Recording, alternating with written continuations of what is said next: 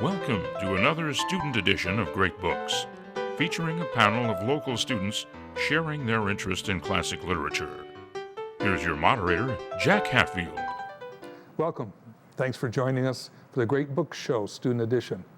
I'm Jack Hatfield. Our panel meets periodically to discuss great works of classic and modern literature. Today we're discussing the short story, The Lame Shall Enter First by Flannery O'Connor. Flannery O'Connor was an American writer and essayist who died in 1964. Her short story, The Lame Shall Enter First, was published in 1965 in her short story collection, Everything That Rises Must Converge. She won the 1972 U.S. National Book Award for fiction and was named the best of the National Book Awards by many in the year 2009. The story has three main characters. Shepard is the father of his son, Norton. His wife and Norton's mother died a year before the story takes place. Shepard volunteers at a youth reformatory where he meets 14-year-old Rufus.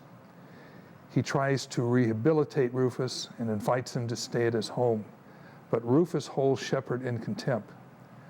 Rufus believes in good and evil and believes that he himself is evil and resists all of his attempts by Shepard to help him. Rufus tells Norton that his mother's in heaven up in the sky and he will only see her again if he dies as a child before he is corrupted by adulthood.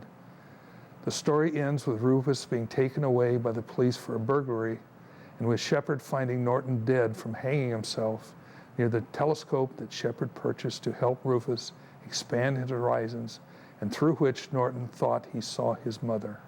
I thought we'd start off with the title, The Lame Shall Enter First. I know that Rufus used that line and he had this bum foot, but what do you think the author meant by having that title? I kind of assumed it was any sort of impediment that hurts your life. Like, for example, Norton, he's grieving over his mother, so in a way he's lame. He can't go forward. And so is Shepard. He's also grieving, but he tries to hide it. That's like his crutch. He tries to hide it by doing good works, and he realizes that at the end. And of course, Rufus, he's literally lame from the clubfoot, but he's also emotionally lame from being abused and having no parents, and he tries to compensate by vandalizing things, smashing up houses. So I think they are all lame in a way. Anybody else? Yeah, I mean, I think in lame she means anyone who has some sort of impairment, whether that be situational or physical or mental, and she's saying that they shall first get to enter heaven, kind of. It's in a way, it's a religious thing, considering the way it's said in the story, and they get to first enter the kingdom of heaven, is I think kind of what she means by saying that, is that those who have some sort of impairment are able to have kind of, I can't think of the words, they get sort of help in, they get some spiritual help out of that, I guess. Does that make sense? I agree with you. I think it sort of has a double meaning in the way that those who suffer will most often perish first. So whether like it's emotional, mental, as you stated, those who suffer immensely sometimes will take their own lives or lose their own lives, whether it's a disease, a sickness, or a mental illness. So they will perish, they shall enter heaven first, but also I think it's sort of a statement talking about how God chooses some people to impair in these ways to cause harm upon them, but also it's sort of in, if you're a religious person or if you're a believer in Catholicism, you might see that as God is favoring them for giving them a one-way ticket to heaven, like faster than everybody else, because in some ways it's a negative thing because they might perish or die quicker than others, but in other ways people might see it as a positive thing because they are entering through into God's gates first. Is there anything within the story that substantiates that? I took it differently. I thought lameness was a a metaphor meaning you don't believe in God. So, because when Rufus says it, he says, Jesus will save me, not that lying, stinking atheist. So I took it to mean that Rufus was saying shepherd was lame, and then the lame should enter hell first, not heaven. Okay. And then if you weren't lame, Jesus would save you because you believed, and then you would go to heaven. But is there anything in the story, any evidence that these people are saved in any way? Well, the way that Rufus speaks to Norton and tries to guide him, or some may see it as he was trying to mess with him, but the way that he tells him that the only way that he's going to ever see his mother again is that if he dies and joins her in heaven, that is sort of like a guiding factor to him, and I'd see that as evidence that like he's moving into heaven. He's sort of lame because his grief holds him back from truly experiencing the world, and like it causes him to be selfish in Shepard's eyes. But I think that really proved to me how the lame shall enter first sort of demonstrates like this is heaven. This is Norton is lame in a way, and he's coming into heaven with his mother to experience happiness and sort of move on with his life. I completely agree with what Catherine said, because I feel like throughout the story, she both insinuates that Rufus and Norton are going to heaven, even though throughout the story, you kind of get these negative attributes, like the clubfoot that Rufus has is the way he's lame, and then Norton, throughout the story, he's often referred to as stupid and unintelligent. But he's still, and like he's stricken by grief, and it's something where he cannot experience life to the fullest because of these things. But at the end, she insinuates that he gets into heaven because he kills himself, even though that's technically, if you're talking about religion, that you're not supposed to do that. But she's insinuating that because of what Rufus had said before, that if you're young enough and you die, you'll go to heaven and join your mother, that he does get to go to heaven. And I think another thing that supports that is that it always talks about how dull his eyes are and how Shepard's always sort of disappointed in him because he doesn't see like that light or passion that he sees in Rufus. But as soon as he starts studying the Bible with Rufus, it talks about how his eyes are excited. And I think that sort of shows how like she is trying to insinuate that religion is what brings people alive and can pull people out of grief. And even though Norton probably shouldn't have killed himself, he chose to follow God and follow what he thought was true about God and Jesus, and to find his path back to happiness. Couldn't you take the opposite from the evidence and say that Yes. the belief in an afterlife is kind of foolish, and this Norton wrecked himself, his present life, into this story? That's kind of how I saw it, that he, by following Rufus's telling him that there's an afterlife and that, oh yeah, if you die, you'll get to see your mother, it drove him to do something insane, as in hanging himself insane. Right. And that really it might have been better for him to find his own way to get out of his despair and by living life rather than killing himself. Yeah, I feel like you can also take Shepard's side of the story in a way and like agree with his opinions, which maybe personally is more how I feel, but there's good evidence for this on both sides, I feel. So you could take it in a way that, because of what happened, it drove Nord to do something really horrible, and in the end, it's all kind of pointless. You could take it as a very nihilistic point of view and be like, well, nothing's really worth doing anything, in the way that Rufus is like destroying all these things, and Shepard kind of feels like he worked really, really hard, and in the end, it was all worth nothing. You could definitely take it from that point of view as well. Let's talk about Shepard for a little bit, because did he work really hard? I mean, did he, obviously he didn't do a good job with his son, right? I mean, he just ignored him. But could he have done something different with Rufus? I really think the only thing he could have done with Rufus is realize that Rufus is kind of destroying his life sooner, and that he could devote his energy to his son rather than trying to help Rufus, who seems to want to be beyond help. I don't think that by letting Rufus into his life, that there was really one thing that you can pinpoint that could have made this story a happy ending. Personally, I think Shepard could have, instead of being like, oh, God doesn't exist, screw you and your beliefs, he could have just been like, okay, yeah, believe what you want to believe. I believe this, but that's okay. And if that's what you want, like, throughout the story, I just felt like it was very much painting a picture of him persecuting Rufus for his beliefs, which was, I feel like if he hadn't done that, Rufus would have liked him a lot better, and it probably would have turned out kind of okay. But yeah, for sure, he put in all his effort into Rufus, and that turned out not working out. So then his son wound up killing himself. So he worked really hard, but for the wrong thing. Yeah, I feel like he was very arrogant and self-righteous. Like at some point in the story, he compared himself to a priest and actually lifted himself higher than a priest, and in that way it was showing his total disregard and disrespect for any type of religion or sacredness of religion.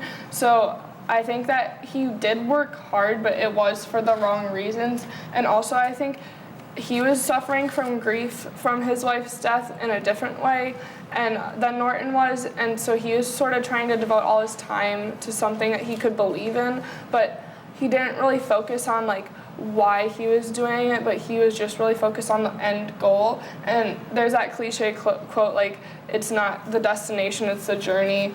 And that, it might be a cliche, but it's ultimately true.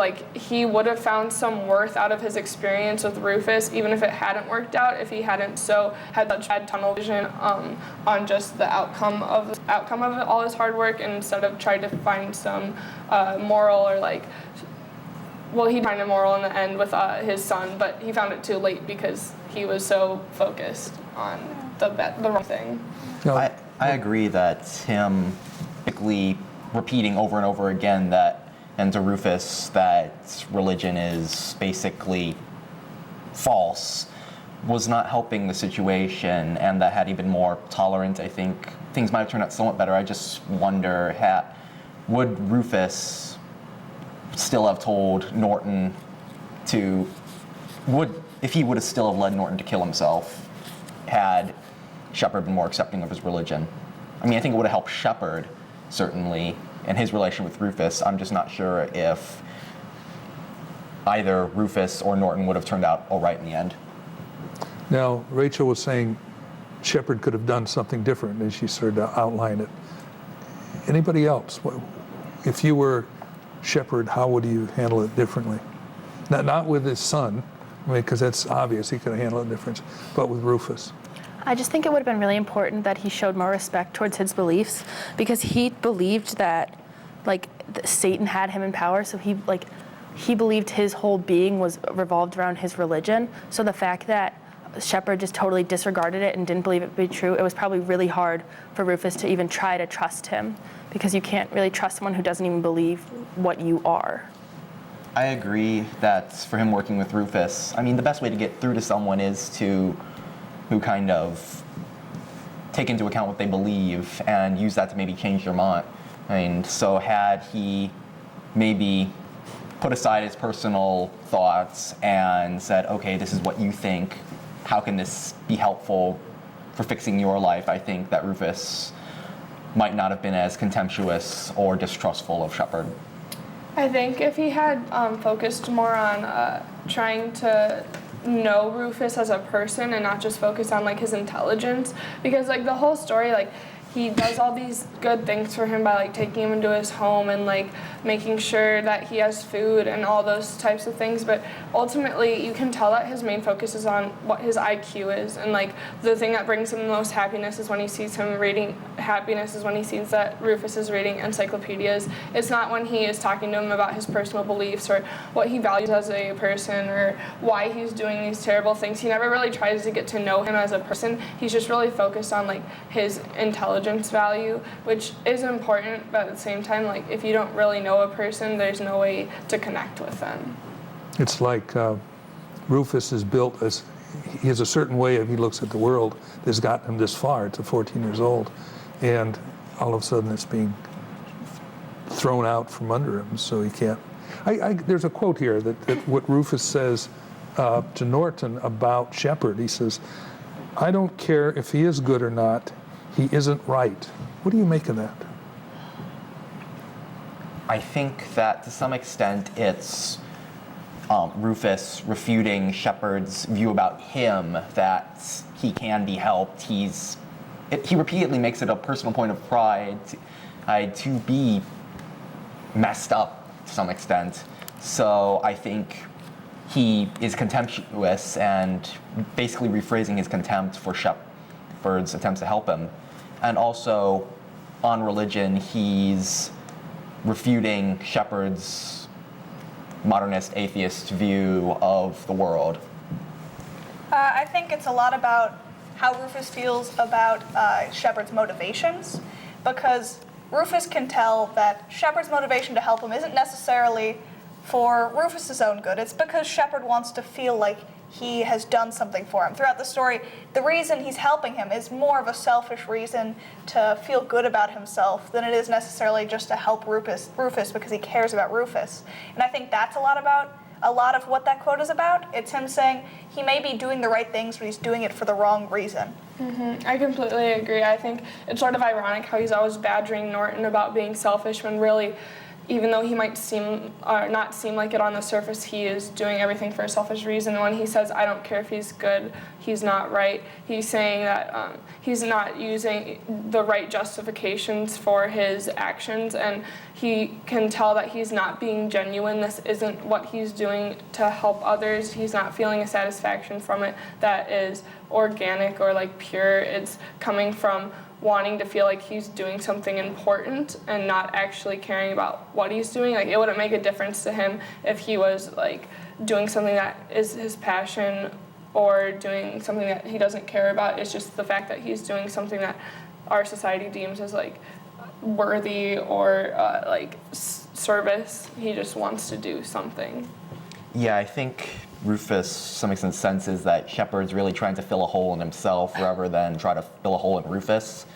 So I think that he's kind of making a dig at Shepard for his selfish motives. Did, from the start of the story to the end, of course Norton is dead then, but the other two characters, did they grow? Did they get any sort of understanding that they didn't have before? I think Norton definitely did, especially if you talk about how the author describes Norton from the beginning and the end. In the beginning, she describes Norton as a very flat character. Yeah. You know, the first thing you hear about Norton is that he's selfish and stupid, and there's nothing more to him. By the end of the story, she has created this boy that she has now, he has interest in science, and he wants to be an astronaut. And Rufus has sparked some sort of light in him through religion and through bonding with another person. And so, I mean, I feel like Norton really does change throughout the story, because at the beginning he's very much motivated by money and not necessarily, it's because he's selling those seeds and he's like, oh, I'm gonna sell seeds to win $1,000 just to have $1,000. By the end of the story, he wants to do something for a reason.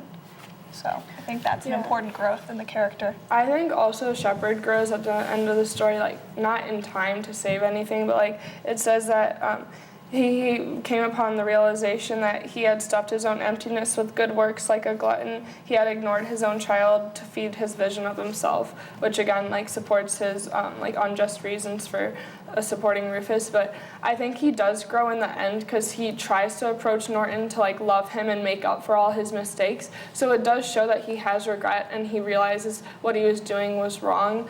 But ironically, it's too late, and ironically, he learns that from the boy who he was who caused all these mistakes, because he spent all his time with Rufus, and then Rufus teaches him that he was wrong in that. So I think that's just another like Southern Gothic irony at the end of the story that everybody cries about.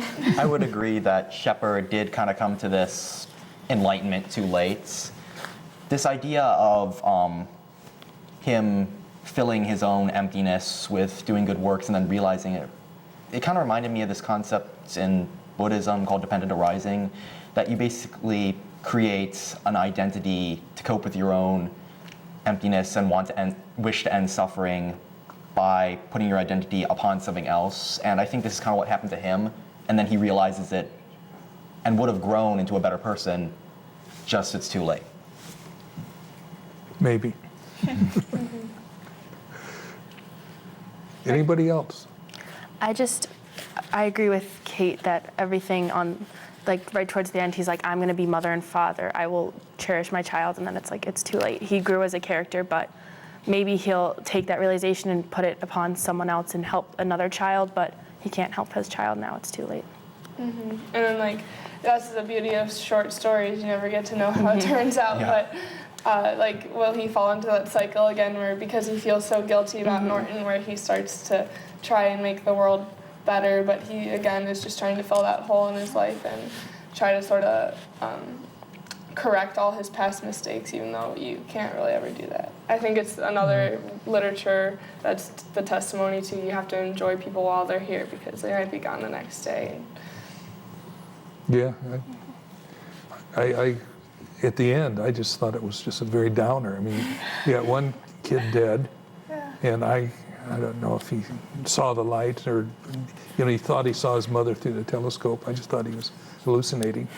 You got the father who's lost now his son and his wife, and you've got Norton being led away to the penitentiary. So, not too happy. As you read it, what else came up for you, or what had energy for you, or what did you question? I just enjoyed the fact that Shepard is so down on his son for being such a selfish person, yet secretly the entire time he's really selfish. I don't know, I just thought that was the perfect hypocritical picture of a man. And especially at the beginning, you're trying to question whether or not you like Shepard. You're like, he's doing good things, but there's still something about it that doesn't seem necessarily right, and it's also the sort of thing where throughout the story you could definitely take it from either perspective, saying that Shepard is correct in his view of not having a God in his life and that it doesn't exist to him, and that's that. But you could also definitely take it from Rufus's point of view. But the problem is, normally when you're reading a story with such heavy religious imagery, there's one character who's supposed to be the really good one, the one who's the light. But Rufus isn't really a light. He's the one who's bringing in all this religious meaning, but he's not a good character himself, which is something that as a reader you're kind of struggling with if that's the theme that she's trying to create, is that religion is helpful or hurtful, because Rufus himself is damaged, and he says he's taken over by the devil, which is generally not something you'd see in a character that's trying to bring a positive light about religion. So I thought that was a very interesting choice. Yeah. It's interesting. It's interesting how they're kind of, to some extent, inverted. Like you're saying that Rufus, while he is religious, and in theory the Bible teaches you how to be a good person, that he's kind of a terrible person, and that he himself will stand up and swear, I am possessed by or not possessed, I am taken by the devil, I am evil. Whereas Shepard, he's trying to do these good things, but Rufus keeps condemning him for not being a religious man himself. Don't you think that Rufus could, let me say it a different way. Another interpretation could be that Rufus is just trying to not take responsibility of what he's actually done with his life. He's just saying, the devil made me do it, sort of thing. And I kind of question whether the author really is attacking or supporting organized religion and dogma. I'm hearing different things. How would you come down on that? Well, not based on the story, but based from what I know about Flannery O'Connor. She is a very Naughty, can't do that.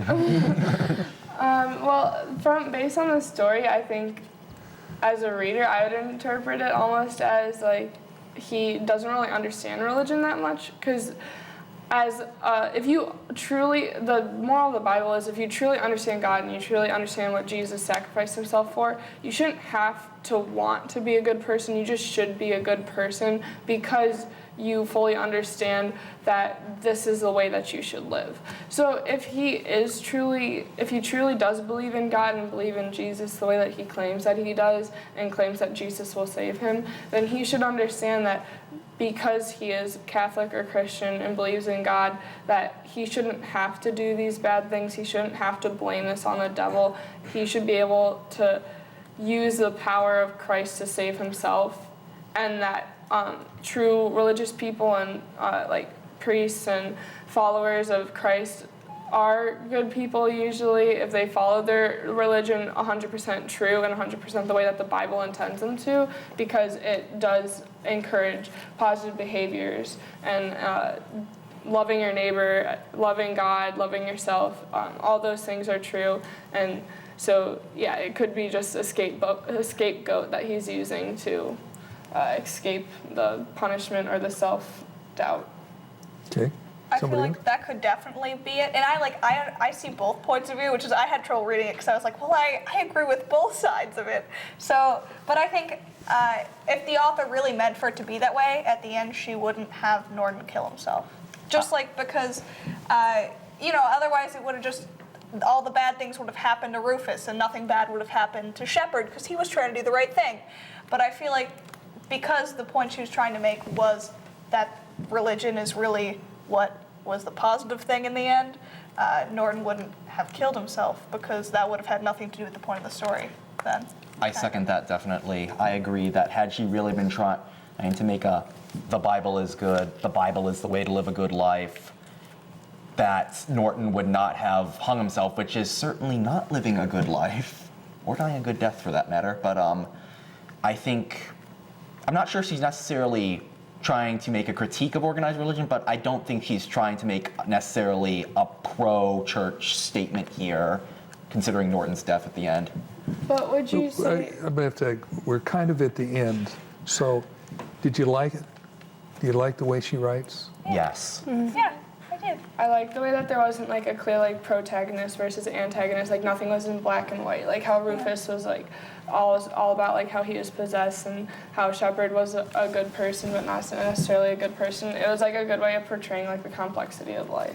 Yeah, and you couldn't tell if she was for religion or against it just by the way she wrote the characters. Yeah. I think this is definitely a story where the reader's experiences and the reader's personal ideas about life and religion will get commuted onto the book, and that will definitely affect how you read it. I thought it was really good. I really enjoyed reading it. It was interesting because normally we read some older stuff, and then I was like, oh, this is from 1965. That's not that old. And it's just something that I thought is a really interesting topic because I feel like lots of times you don't get a lot of different opinions on religion in books, especially when it's written by a religious author, because obviously they have their own opinions and that will bleed into their work.